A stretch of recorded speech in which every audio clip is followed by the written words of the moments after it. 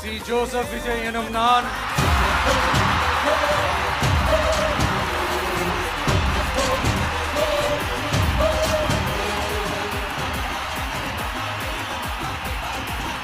சட்டப்படி அமைக்கப்பெற்ற இந்திய அரசியல் அமைப்பின்பால் உண்மையான நம்பிக்கையும் மாறா பற்றும் கொண்டிருப்பேன் என்றும் இந்திய நாட்டின் ஒப்பில்லாத முழு முதல் ஆட்சியையும் ஒருமையையும் நிலை நிறுத்துவேன் என்றும் தமிழ்நாட்டு அரசின் முதலமைச்சராக உண்மையாகவும் உளச்சான்றின்படியும் என் கடமைகளை நிறைவேற்றுவேன் என்றும்